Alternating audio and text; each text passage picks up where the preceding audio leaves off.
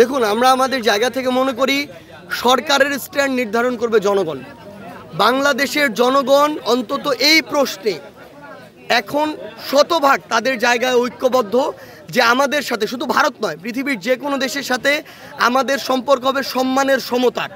কোনো ডমিনেন্সের সম্পর্ক, কোনো দাসত্বের সম্পর্ক বাংলাদেশের মানুষ আর কোনো দিন মেনে নেবে না। এটা যারাই করার চেষ্টা করেছে তাদের পরিণতি কি হয়েছে পুরো বাংলাদেশ দেখেছে, পুরো বিশ্ব দেখেছে। আমরা আমাদের জায়গা থেকে ভারতকে প্রতিবেশী দেশ হিসেবে স্পষ্ট করে বলি, ভারতের সাথে আমাদের সম্পর্ক প্রতিবেশী দেশের মতো হবে নাকি সম্পর্ক অন্য কোনো পর্যায়ের তিক্ততার হবে, সেটা ভারতই নির্ধারণ করবে তাদের কাজের মাধ্যমে। ভারত যদি মনে করে যে বিগত 16 বছরে যেভাবে তারা আওয়ামী লীগকে দল হিসেবে প্রোটেক্ট করে নিরাপত্তা দিয়ে বাংলাদেশ রাষ্ট্রকে শুষে খেয়েছে, এই সুযোগ বাংলাদেশের মানুষ আর দিবে না। এই সুযোগ দেওয়ার জন্য এত মানুষ জীবন দেয় নাই। ভারতকে নির্ধারণ করতে হবে যে আমার একজন ভাই ওই সীমান্তে তার লাশ পড়ে থাকবে কিনা, যদি থাকে তাহলে ওই লাশই নির্ধারণ করবে ভারতের সাথে বাংলাদেশের সম্পর্ক কেমন হবে। আমরা আমাদের জায়গা থেকে স্পষ্ট করে বলে দিতে চাই, ভারতের মিডিয়া, স্পেশালি আমরা পশ্চিমবঙ্গের কিছু ব্যক্তিত্বহীন, মেরুদণ্ডহীন, মানে এগুলোকে মিডিয়া বলা যায় না, এগুলোকে মিডিয়া বললে আমরা মিডিয়াকে অসম্মানিত করি।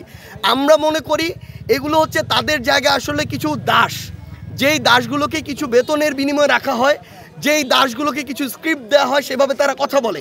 তাদের না আছে মেরুদণ্ড, না আছে ব্যক্তিত্ব, না আছে অন্য কোনো কিছু।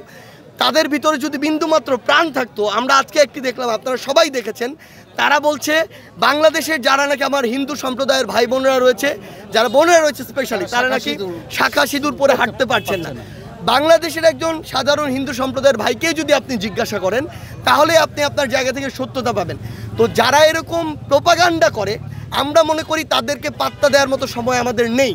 এবং কেউ যদি আমাদের এই যে সাম্প্রদায়িক সম্প্রীতি, এটিকে যে কোনোভাবে উস্কানি দেওয়ার চেষ্টা করে, নষ্ট করার চেষ্টা করে, আমরা আমাদের এই বাংলাদেশের সার্বভৌমত্বকে জীবন দিয়ে হলেও রক্ষা করার জন্য প্রস্তুত আছি। আরেকটি জিনিস আপনাদেরকে বলে দিতে চাই, আজকে সেই তারিখ, যেই তারিখে ভারতে কিছু উগ্র সাম্প্রদায়িক আমাদের ওই বাবরি যে মসজিদ ছিল সেটিকে ভেঙেছে, আগে ভেঙে সেটিকে মন্দিরে রূপান্তর পর্যন্ত করেছে।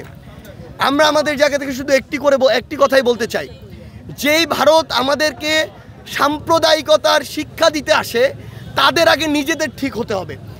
তাদের ওই ভারতে অন্যান্য সম্প্রদায়ের, অন্যান্য ধর্মের মানুষেরা কিভাবে আছে সেটা আমরা আমাদের এই বিগত বছরগুলোতে স্পষ্ট করে দেখেছি। তারা মসজিদগুলো ভেঙেছে, তারা মন্দিরগুলো ভেঙেছে, তারা মসজিদ ভেঙেছে, তারা মাদ্রাসা ভেঙেছে, তারা হিজাব পড়তে, হিজাব না পড়তে সেখানে বাধ্য করেছে। এই কালচারগুলো যারা লালন করে, আমরা দেখেছি এই মোদির উত্থান কীভাবে হয়েছে, কিভাবে গুজরাটে ইচ্ছাকৃতভাবে সাম্প্রদায়িক দাঙ্গা বাঁধিয়ে হাজার হাজার মানুষকে খুন করা হয়েছে, গর্ভধারিণী মাকে খুন করা হয়েছে, মানুষকে জ্বলন্তভাবে আগুন দিয়ে পুড়ে ফেলা হয়েছে।